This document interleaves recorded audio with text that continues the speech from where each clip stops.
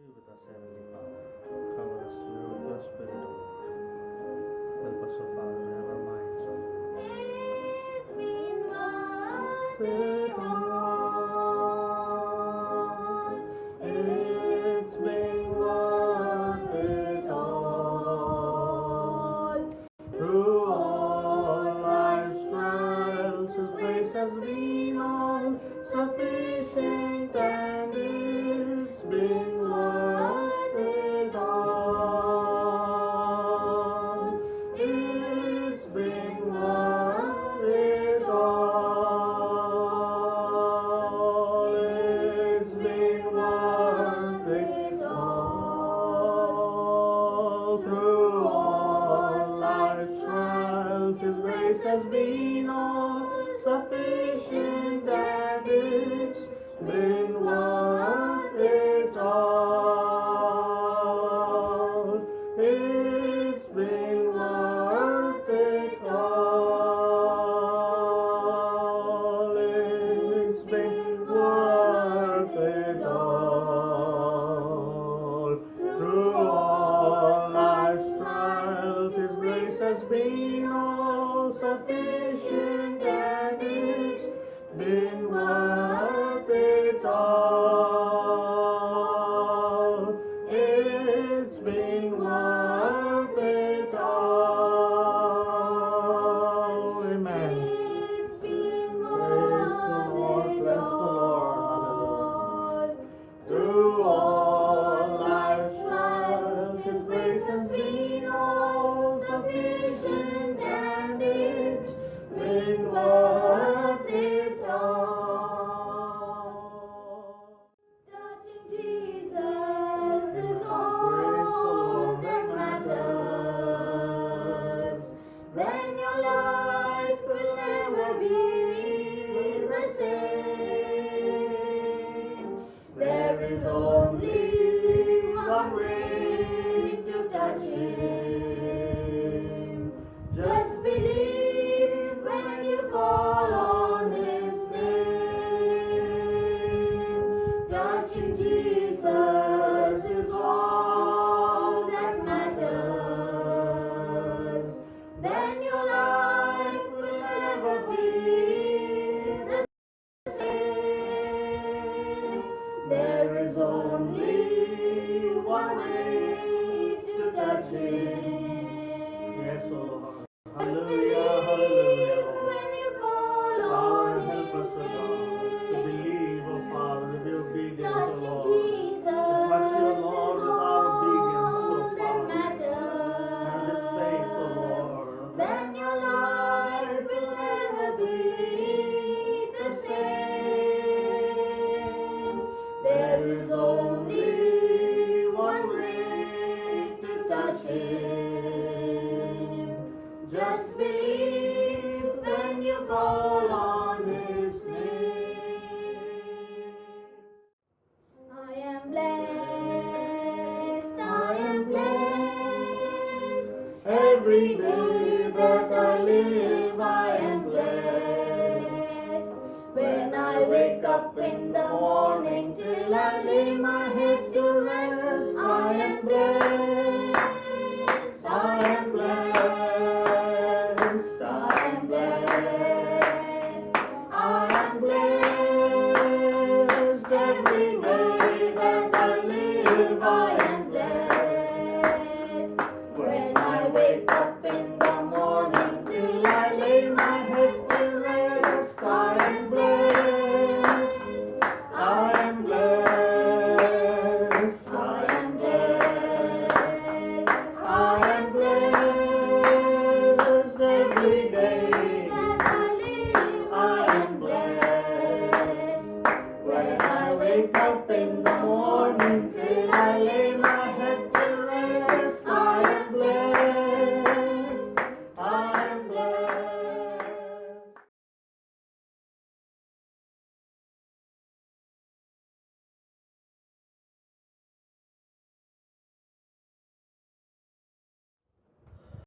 Saints, good morning, everyone. Welcome to the Sunday morning service of the Gospel Assembly Church, Pune.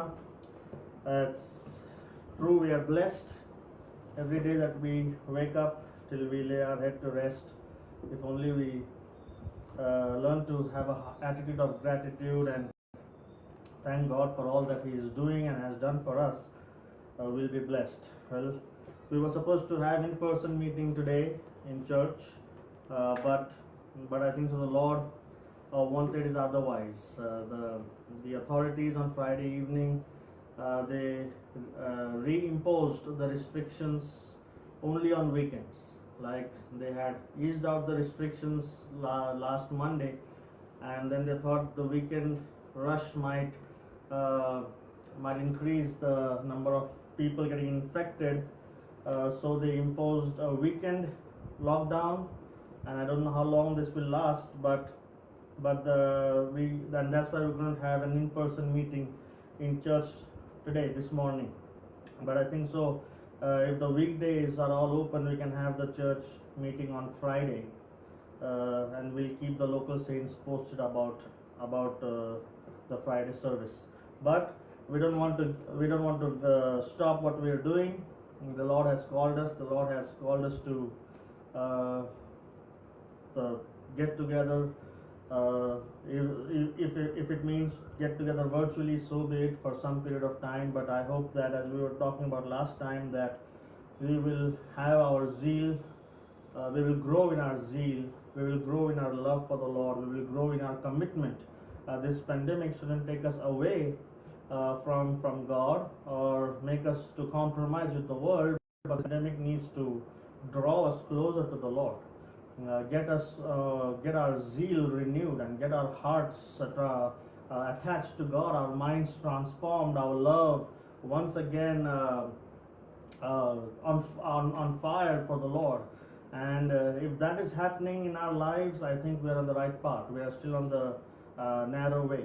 But if we have somehow left our first love, then that's a problem. But I hope that that's not the case with any one of us. And today is Father's Day, so I'd like to wish all the fathers listening to us in the local church here and all the fathers listening to us and to this service, maybe now or later, a very happy Father's Day. It's a blessing to become a parent. The greatest blessing, the first blessing that the Lord told Adam and Eve was to be fruitful and multiply. And when we do not obey that commandment, we are telling God that we don't want your blessing for our lives. And it's a blessing to be a mother, it's a blessing to be a father. And mankind and humanity has become so rebellious nowadays that they don't want to become parents. They don't want the blessing that the Lord has kept for them. And during Mother's Day, we spoke about mothers and the importance of the role of mothers in the family, and that role has always been taken for granted. Children always take their mothers for granted. You can see it in all the families. The mother is in such an office that she has to work, she has to take care of the house, family, the husband, the children, but often she's taken for granted. But her love is very, very special. But today is Father's Day, so we would like to talk to the fathers here and would like to look at some examples in the Bible regarding the fathers that were. I don't want to give some bad examples today. I want to just look at the good examples in the Bible.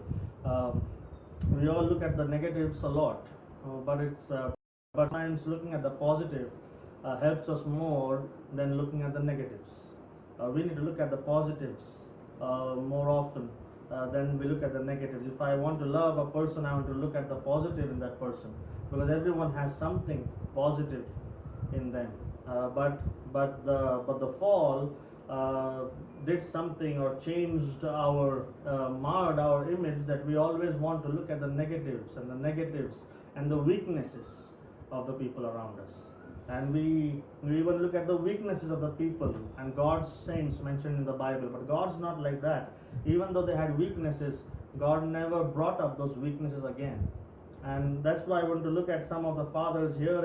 And in the Bible, we'll not spend much time today, but this Bible is a book that not only instructs us, doesn't only give us instructions but also examples. And I thank God for those examples that God has put in this book, good and bad. And would like to give you some examples, some good examples of the fathers in the Bible. First of all, would like to thank our Heavenly Father for helping us and for bringing this universe into existence and thinking of us and placing us in His scheme of things, placing us in such a time as this. And the Bible always talks about the Father's love, the Father's care, a Father's concern, a Father's discipline. It's the responsibility of the father of the house to discipline his children. Also the mother, but the primary responsibility is of the father. That's how our God, our Father, is. He is loving, He is kind, He is merciful, but He also wants His children to be disciplined. And the greatest example of a loving Father is our Heavenly Father. So I'd like to appreciate my Heavenly Father for His grace, His mercy, His justice, His righteousness, and all that He has extended to us. And also would like to thank my earthly father for helping me and giving and providing for us children and setting the right example also before us. And though he was not in the church earlier, but he always saw to it that we were provided for and never kept us away from going to church and serving the Lord. And then would also like to thank my spiritual father, Brother Sinji, without whom I wouldn't have been here today, wouldn't have had the knowledge and wouldn't have had the experience of getting closer to the Lord. And that's he's been a very, very great influence in my life. He was and is my hero, and I would think so he will be my hero till the day I die. But thank God that He put me under such a ministry that guided me on the narrow path. So I would not like to start this service without thanking all my fathers and also the other ministers in the body of Christ whom I look up to and who've been a father figure to me. I would like to thank all of them and all of the fathers, elderly saints, elderly brothers in the church that I've been associated with right from my childhood. They've been a very good example to me and helped me to be faithful even when I became a father. So the scripture says here in Proverbs in chapter 22, it says, train up a child in the way he should go, and when he is old, he will not depart from it. Proverbs 22 verse 6, train up a child in the way he should go. That means set his direction, set her direction right from the time they are a child. Now this works both ways. If you train up a child in the wrong way, when he grows up, he won't depart from the wrong way. But if you train up the child in the right way, on the paths of righteousness, when he or she grows up, they won't depart from the right way. See, there may be a time in their teenage years or their early 20s when they try to wiggle out from the straight and the narrow way. They try to somehow get away from the right teaching. But if the foundation has been set right, if the training in their younger days, in their single-digit years were right, they will come back. They will come back if they have their father as an example to follow. They will come back. They will come back to the straight and the narrow way. See, the first father, human father, given in the Bible is Adam, and the first child, the first son that was born to Adam was a murderer. That's something that Adam, I think so, was sorrowful about throughout his life. But see, Adam didn't have a Bible. He didn't have an example. He didn't have someone to exhort him and rebuke him. Don't know, he must be proud of his firstborn son. Didn't correct him much. His firstborn son didn't maybe spoken words of admonition to him. That's why he must have gone out of hand, but he must have been a little more strict with Abel. and Abel had a right spirit. Even though you may say that Cain was a seed of a serpent and all those things, that's okay. But I think so even Adam had a role to play. And Adam didn't have a Bible, he didn't have the teachings that we have, he didn't have the Holy Spirit, but we have more than what Adam had. We have more than what these men had. And one of the examples after Adam we come to is to Noah. Noah was a good example of a godly father. See, we all know that story that when God asked Noah to build the ark, he almost took 120 years almost to build the ark and to construct the ark the way the Lord asked him to.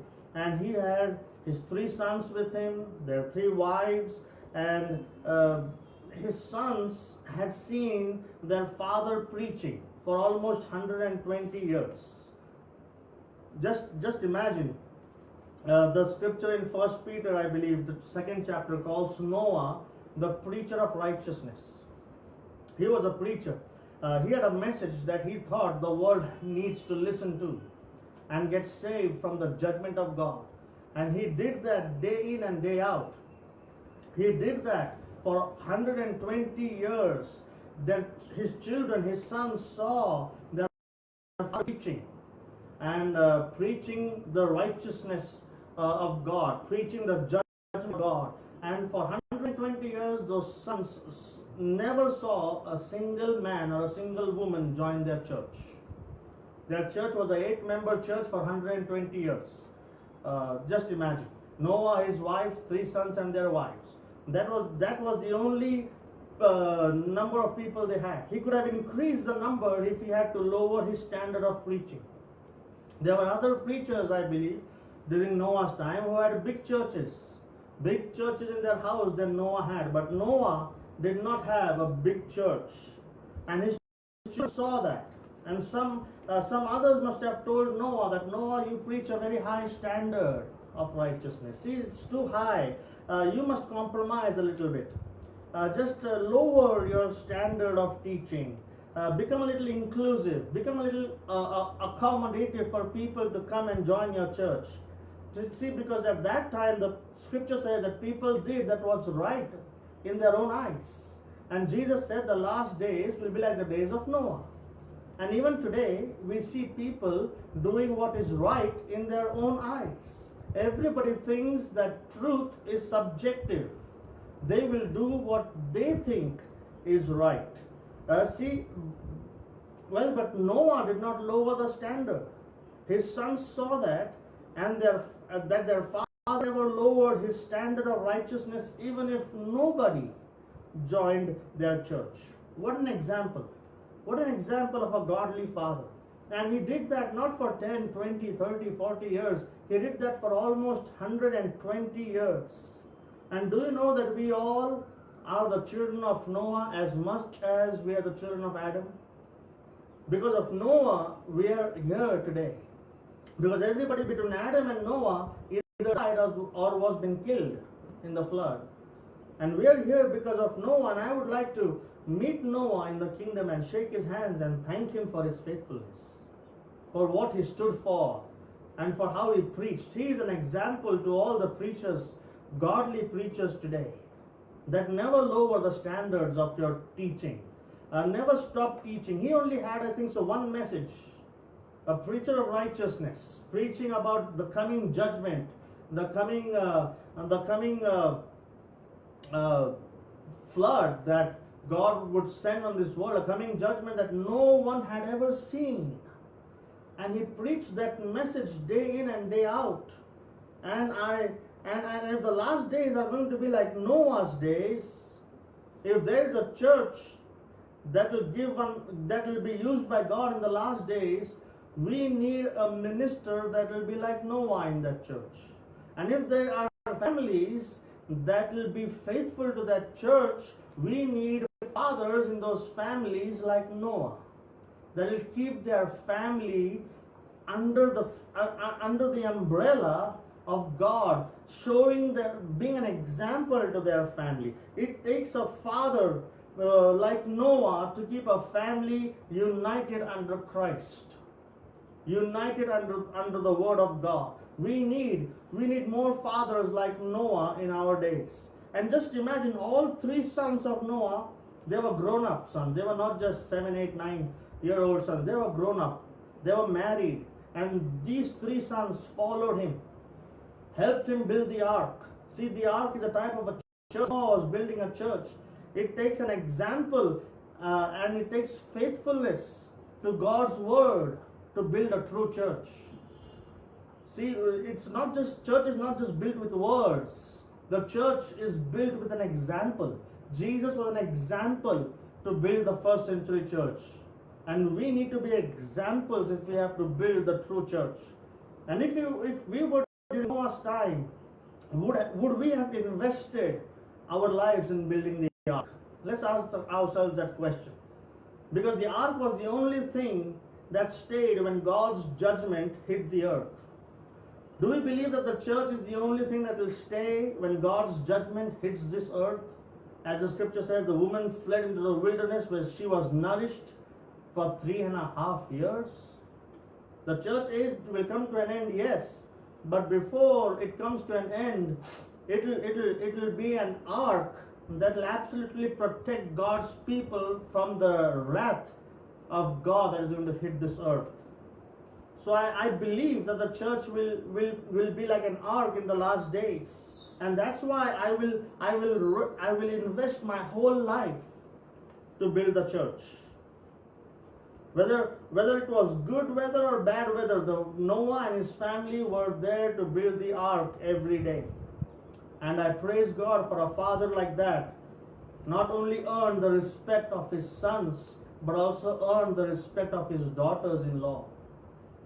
Many fathers just earn the respect of their sons, but never earn the respect of their daughters-in-law.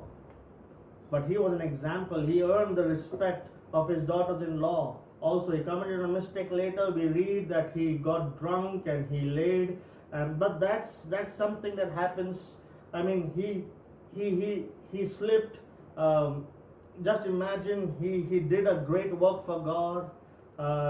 And when he must have come out of the flood, he must have thought that I've been so faithful to the Lord, and the Lord preserved me and my family. And that made a little pride come up in his heart. And because of that, he must have got drunk and then fell into sin. See, but God dealt with him.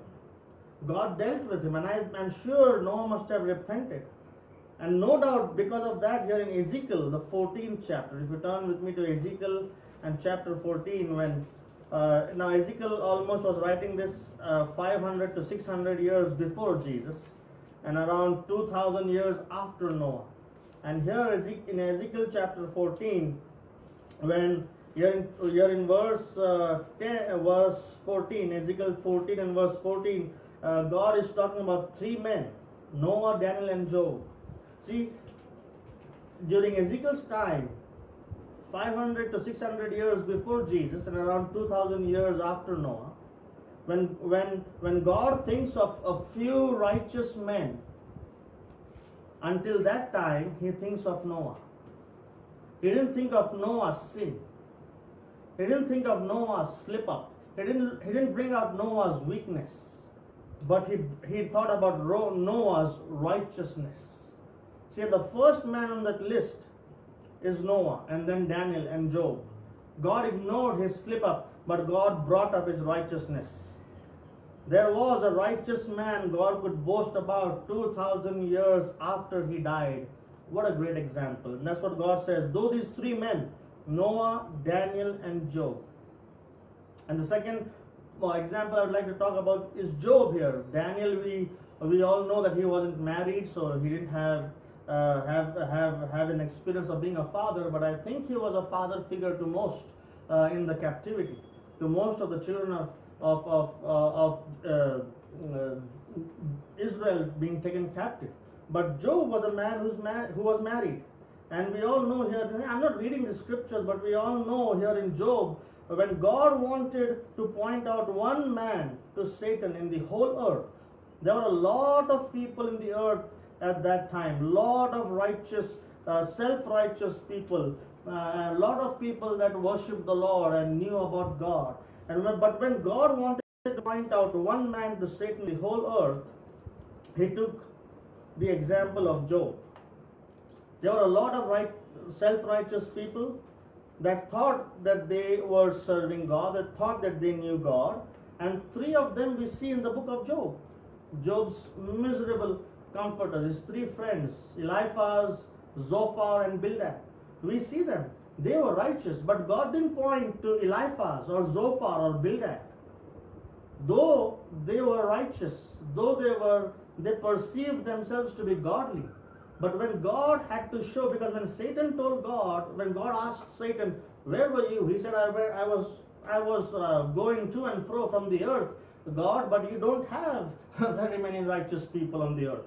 That means Satan was even telling that even Zophar, Bildad, and Eliphaz are not righteous. But God tells Satan, "Have you considered my servant Job?" Here in Job chapter 1 and verse 7. "And the Lord said unto Satan, Whence comest thou? Then Satan answered the Lord and said, From going to and fro in the earth, and from walking up and down in it." He was looking for righteous men and women. He was looking for godly men. And he must have said, "God, there is no one. I don't think you have a generation that will serve you." Then the Lord said unto Satan, "Hast thou considered my servant Job? There is none like him. Eliphaz, Zophar, Bildad are not like him. There is none like him in the whole earth. A perfect and an upright man, one that feareth God and escheweth evil, turns away from evil." God had the confidence to present Job before Satan. Because we read in the last chapter that God was angry with those three men, even though what they said about God was right. Like Jesus said that whatever the Pharisees teach is right in Matthew chapter 23.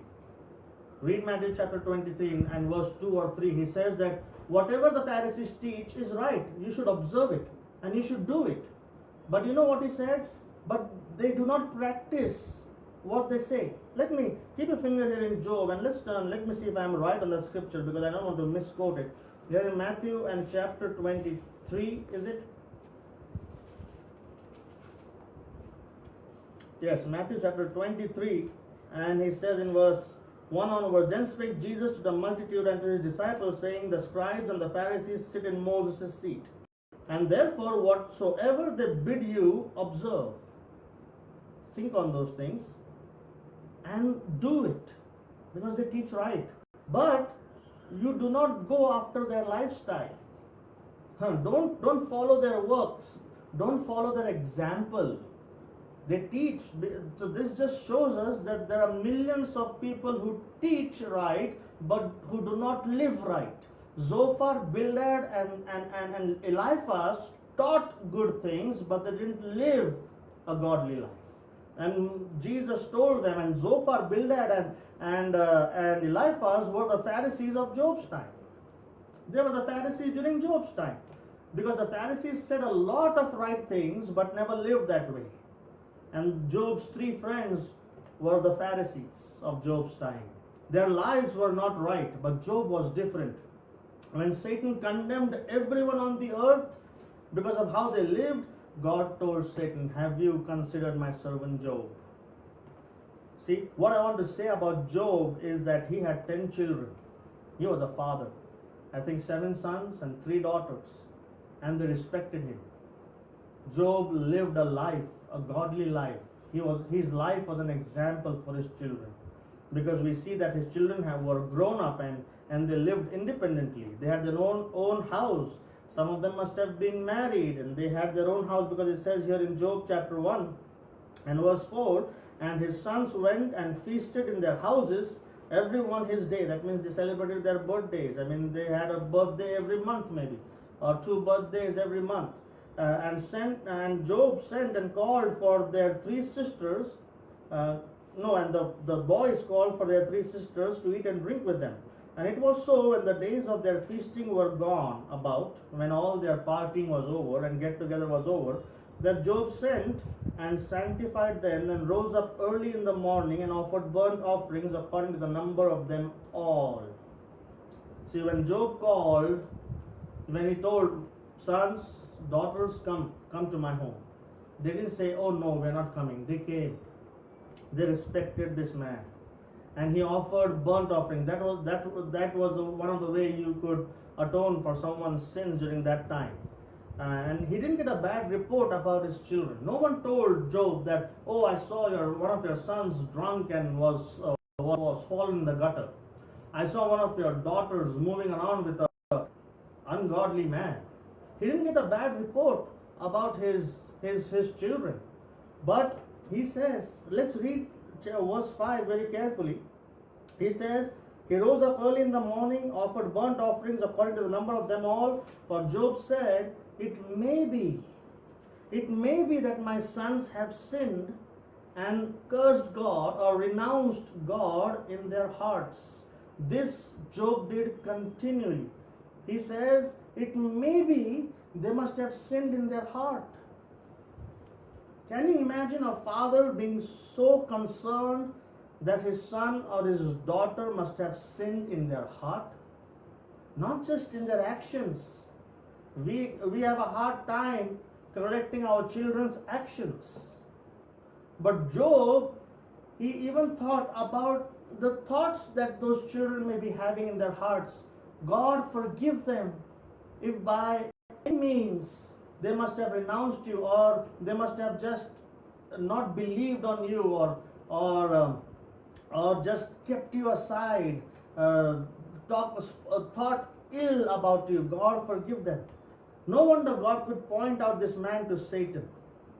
Without a Bible, without the commandments, without scriptures being given that God looks at the heart. The scripture was not yet given during Job's time that God looks at the heart. But Job knew heart in heart that God looks also on the inward parts.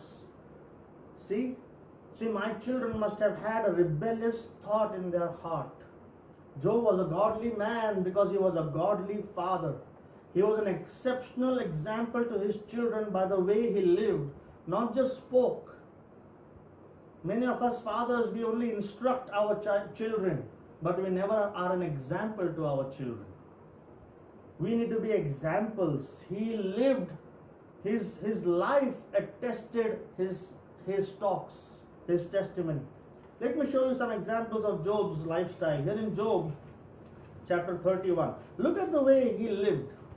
Look at the way this man in the Old Testament, without the Bible, without the Ten Commandments, without Matthew 5, 6 and 7, without anything, look at how this man lived. Look at his lifestyle. There are many I can read. I'm giving you a few scriptures. Here in Job chapter 31 and verse 1, he says, I made a covenant with mine eyes.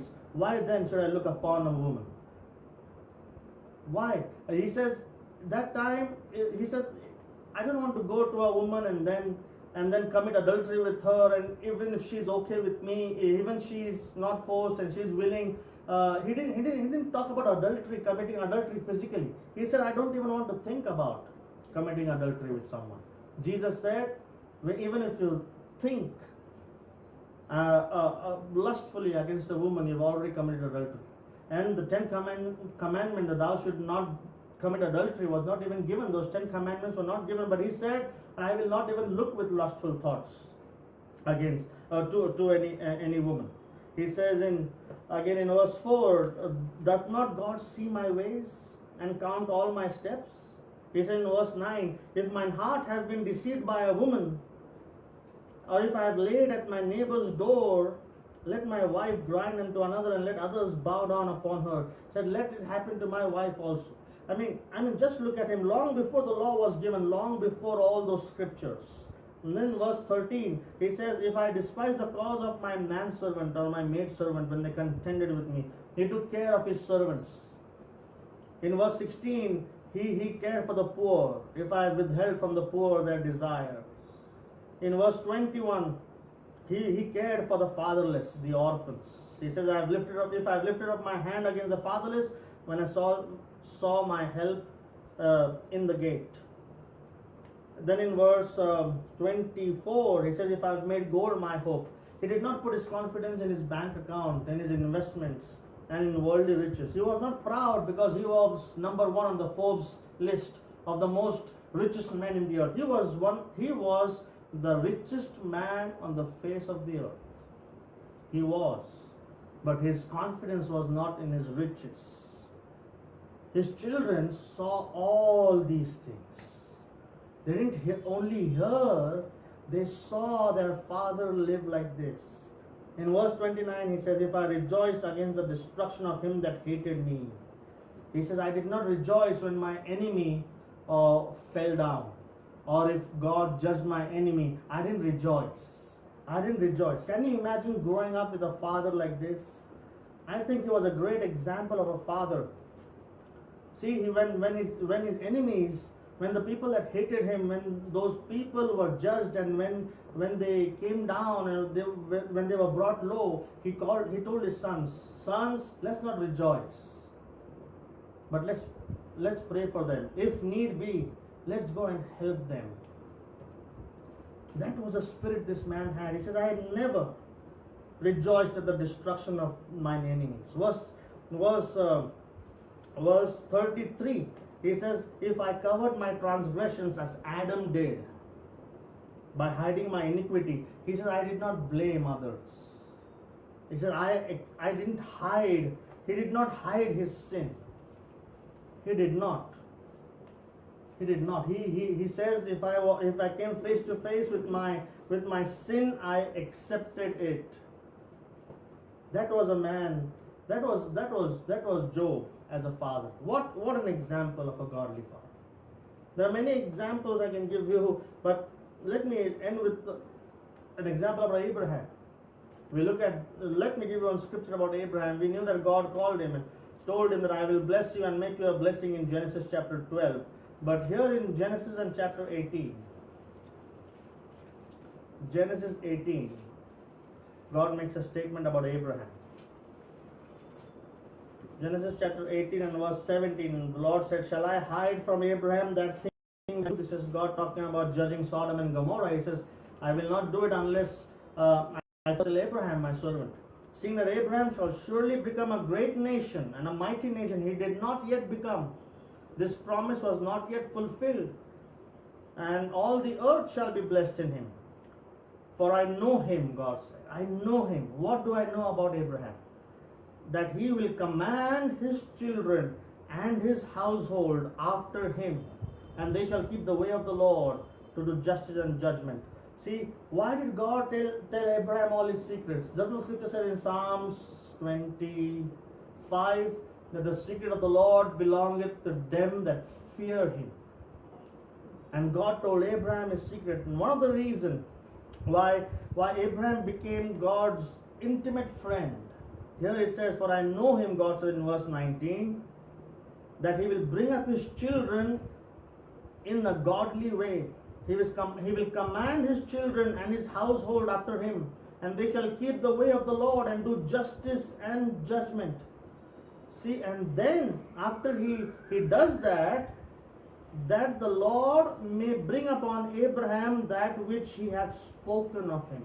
All the promises of Abraham, I think, was conditioned on this thing, that how he brings up his children.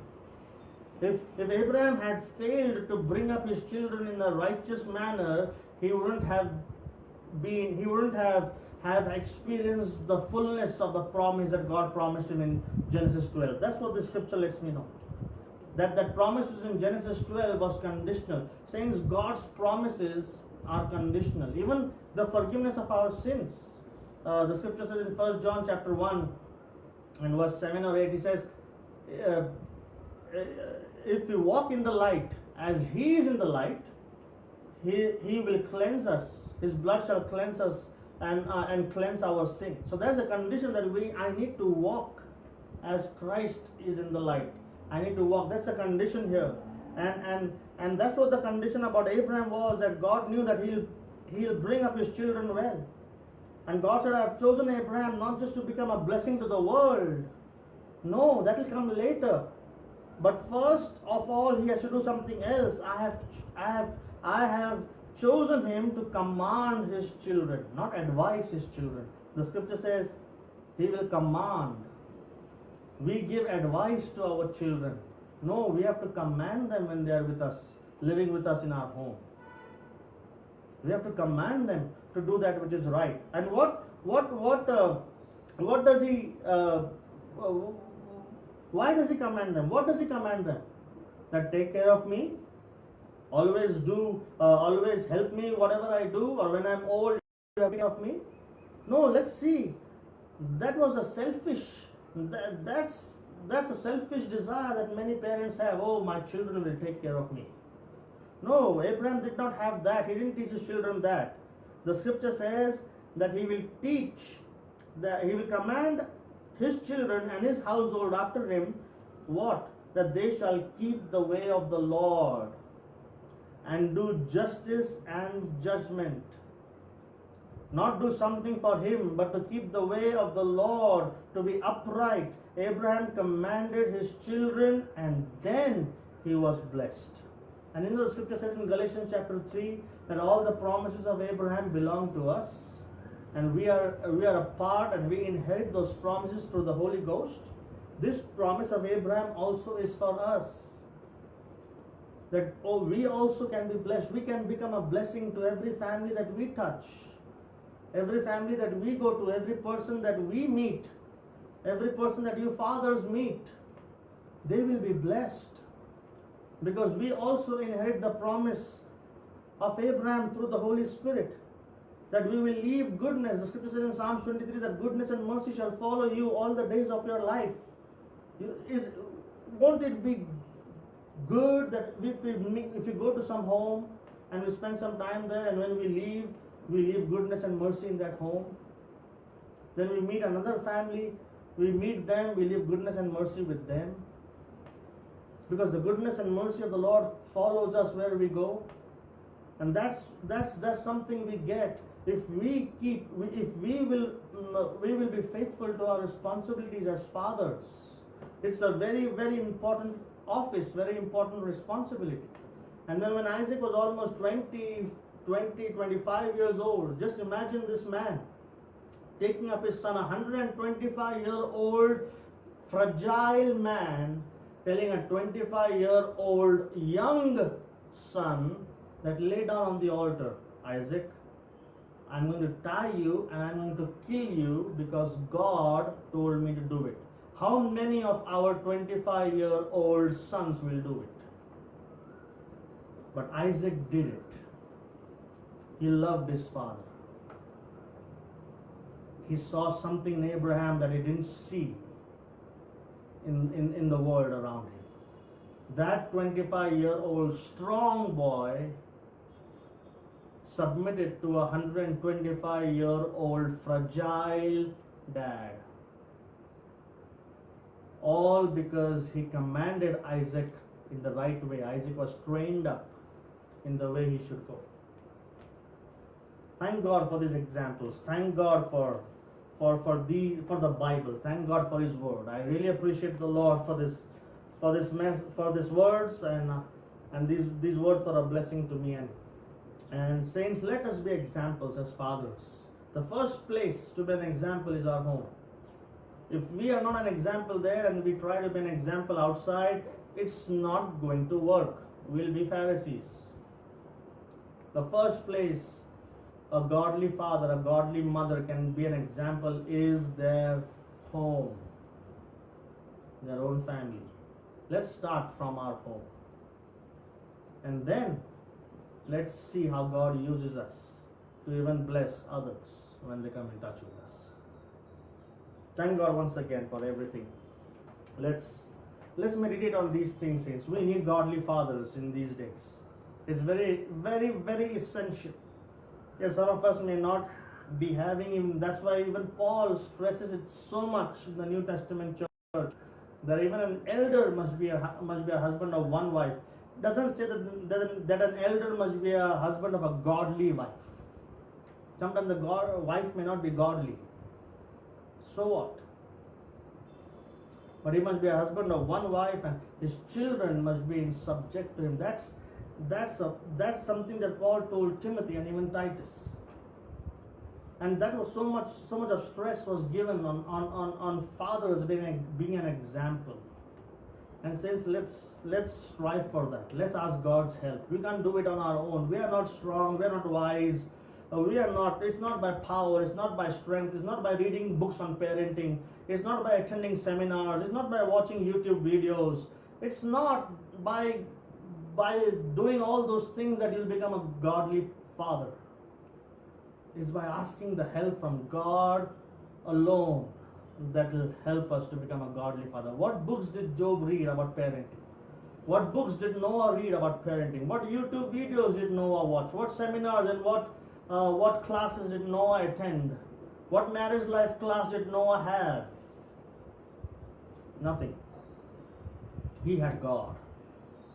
God is the best class.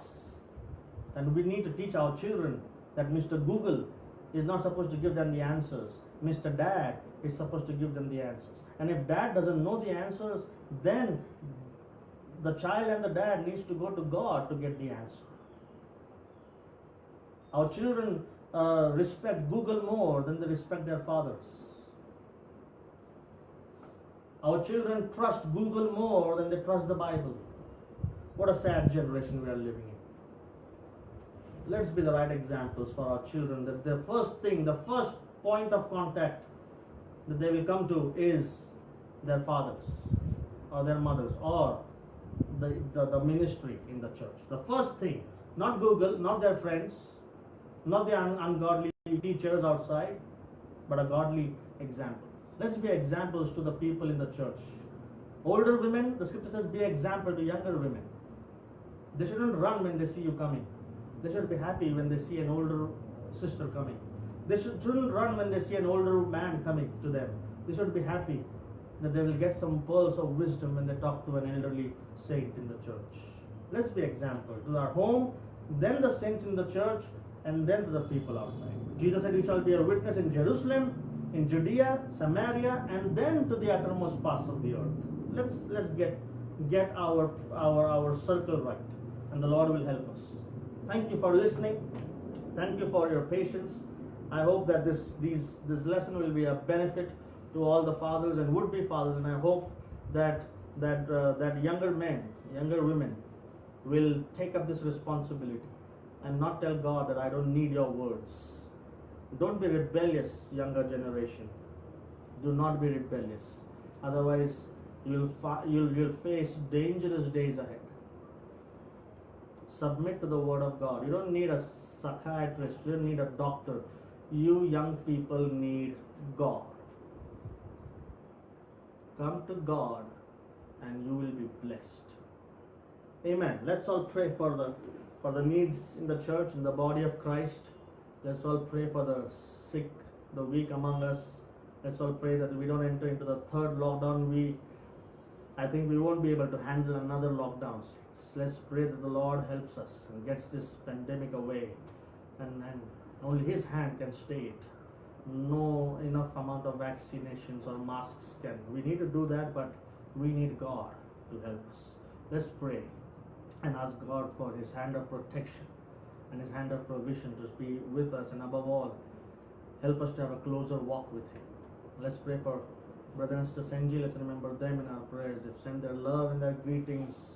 As I spoke to them, they're concerned about each and every one of you, and they love you, and they send their regards to each and every one of you. Then let's not forget to pray for Sister Pam Goodwin. Let's remember her in our prayers. All the saints and all the churches in the body. Once again, happy Father's Day to all our brothers. Amen. Let's all pray. Heavenly Father, we thank you once again for your word, for the examples, not just for the instructions, but for the examples that you've given us in your word. Father, I pray that you'll touch our hearts, that you'll help us, fathers, to be examples to our children, to our family, to our wives, to the church. Father, help us not just to be the talkers, but to be the doers, not just to be the hearers, but to be the doers of your word. And Lord, you give us the grace, you give us the wisdom, you give us more of your spirit, O Lord, to walk in your ways. We don't need any seminars, Lord, but we need your touch. One touch from you, oh Father, can set things right in our life. And I ask your touch in the lives of your children that are wayward, oh God, that will bring them back on the track, that will help them, Lord, to understand what their parents taught them when they were young, and then they'll come back to the truth. I pray, oh God, that you'll touch every sick among us, oh Lord, that you'll heal them, oh Father. And I pray for all the services, Sunday services throughout the body of Christ and the ministry throughout. Lord, help us, oh Father, to have godly homes and godly examples. And if the last days are going to be like Noah's days, help us to have fathers like Noah in our homes and in our families. Once again, we thank you for everything, and we thank you for being with us and for this service here, O Lord. Be with us and cover us till we meet again. In Jesus' name I pray. Amen and amen. God bless you.